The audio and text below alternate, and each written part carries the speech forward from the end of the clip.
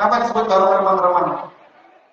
Tendanya hanya setengah nutupin badan dan kepala. Di dalamnya banyak kaki-kaki gentayangan. Inna lillahi wa inna ilaihi raji'un. Nah, ini salah satu PR kita yang umat Islam belum mampu memberantas bagaimana menghormati orang yang berkuasa. Yang jualan juga ternyata setelah kita lihat siapa? KTP-nya apa? Muslim juga. Ini betapa lemahnya iman kita, sangat ketakutan kehilangan rezeki, menyia-nyiakan kesempatan yang emas yang kita bisa beribadah ibarat di bulan suci Ramadan. Maka Ramadan mengajarkan kita untuk jujur terhadap keimanan kita, jujur terhadap amal ibadah kita, jujur terhadap niat kita ingin menghatamkan Al-Quran minimal 1 kali dalam 1 bulan, itu harus kita kejar. Kalau ada yang sudah mentargetkan 1 kali tamat dalam 1 bulan, ada? Banyak. Nanti ini sama NPPAT sama NMI bisa bekerja sama. Kalau programnya sudah bagus, nanti kita bikin program seperti para sahabat dan para ulama terdahulu. Ini yang sedang kami jalankan sekarang bersama para ahlul Quran di Universitas PTIQ. Nama programnya adalah Fahmi Bisyauqin. Fahmi Bisyauqin itu adalah singkatan daripada pengelompokan surah-surah hizb. Nah, dengan program ini dari Fa itu surah Al-Fatihah, nanti sampai surah berikutnya dimulai lagi dari surah Al-Maidah dan seterusnya. Itu dibagi menjadi 7 bagian. Tujuannya adalah ketika kita menggunakan metodologi ini, kita bisa menghatamkan Al-Quran 1 kali dalam 1 pekan. Maka kira-kira 1 hizbnya itu 1 manzil ya. 1 manzilnya itu kira-kira 5, 6 sampai 7. Oh, itu sangat luar biasa. Tapi kalau dibandingkan dengan para sahabat, para imam-imam terdahulu, belum ada apa-apanya. Kenapa? Karena dalam riwayat Al-Imam Asy-Syafi'i, Al-Imam Al-Maliki diceritakan imam-imam fikih ini ketika Ramadan tiba, mereka meninggalkan kitab-kitab hadis mereka untuk sesaat, untuk sementara selama Ramadan. Mereka fokus mengkaji Al-Quran. Selain mengkaji Al-Quran, satu hal yang sangat istimewa, mereka bisa mengkhatamkan Al-Quran dalam 1 hari 1 malam sebanyak 2 kali. Jadi dari Fajar sampai Maghrib khatam 30 juzuk. Dari Ba'da Tarawih mungkin mulai dari Ba'da Maghrib diatur waktunya sampai sahur, sampai subuh khatam 30 juzuk. Masuk akal nggak kira-kira? Masuk akal Bapak Ibu? Nanti mungkin Pak Heri semua di Mahat Ustaz, kita punya program khatam Quran itu kalau dari subuh biasanya asar sudah selesai. Artinya apa? Sangat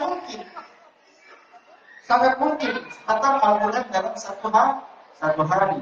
Apalagi kalau sudah kelasnya para hufal, para penghafal Al-Quran, 1 juzuk itu paling lama itu 30 menit. Di qiraati hadar dengan tempo bacaan hadar. Nah, tapi kalau yang masih ngajinya belum benar-benar hurufnya, jangan coba-coba pakai hadar. Ntar lampu merah trotoar pada gentayangan semua. Hurufnya, makhrajnya semua nggak jelas arahnya. Maka nasihat buat kita semua, kalau ingin khatam Al-Quran, jangan kuantitasnya yang didahulukan. Lebih baik kita mengejar kualitas. Meskipun lambat, tetapi bernilai di sisi Allah Subhanahu wa Ta'ala. Baik, Bapak-bapak, Ibu-ibu hadirin yang dirahmati Allah Subhanahu wa Ta'ala. Berapa menit lagi nih penutupnya? kuliah menunggu maghrib 5 menit lagi. Baik. Itu pelajaran kita jujur. Yang kedua, Ramadan mengajarkan kepada kita untuk disiplin. Ini umat Islam ini paling kacau nih. Masalah disiplin, terutama di Indonesia. Disiplin waktu sholat kita, coba kita pikir. Disiplin waktu sholat kita kebanyakan, gimana disiplinnya Bu? Kayak undur-undur. Udah azan, ntar dulu nak, nanggung. Ntar dulu nak, nanggung. Ntar aja sholatnya di rumah, nanggung. Ternyata kejebak macet di tol. Saya tahu enggak? Tahu karena banyak yang curhat. Ustaz, gimana sholatnya kalau kejebak macet di tol? Apakah saya naik ke atas mobil, gelar sejadah? Ya Allah. Nah maka sebelum ibu jalan, bapak-bapak jalan, ingatkan kalau sudah waktu masuk, sholat dulu. Kalau kamu tunggu sebentar, itu jauh lebih aman daripada ibu pusing di jalan tol. Serba salah. Mau minggir nggak bisa, mau sholat bingung. Nah, meskipun fikihnya ada yang memberikan solusi tentang bagaimana cara kita sholat dalam keadaan darurat, tapi jangan beralasan darurat terus. Disiplin tidak hanya masalah ibadah kita disiplin, tetapi juga dalam masalah-masalah yang lainnya, termasuk tanggung jawab kita dalam masyarakat kita, tanggung jawab kita secara pekerjaan dan seterusnya. Semua itu Ramadan ini mengajarkan kita agar kita bisa mengambil nilai yang diajarkan oleh Allah Subhanahu wa taala menjadi hamba Allah yang disiplin. Insyaallah ya. Ini kita ingat ini pelajaran Ramadan. Setelah ini insyaallah kita berusaha sekuat tenaga untuk bisa menjadi hamba Allah yang disiplin. Kita mencoba. Yang ketiga, Ramadan mengajarkan kepada kita untuk menjadi makhluk sosial yang peduli kepada sesama manusia. Alhamdulillah, hari ini merupakan pembuktian bahwasanya ajaran Ramadan sudah dipahami oleh kita semua yang ada di sini. Yang menghadirkan para guru-guru kita, Ustaz Ustazah, para hafizah, para anak-anak yatim dan du'afa, ini adalah bukan semata-mata karena amal baik kita, tetapi merupakan ajaran Ramadan. Kita diberitakan oleh Allah Subhanahu wa taala untuk berbagi. Maka selain ibadah kita secara vertikal, salat kita, tahajud kita, qiraatul Quran kita, maka kita juga disuruh untuk berbagi kepada sesama.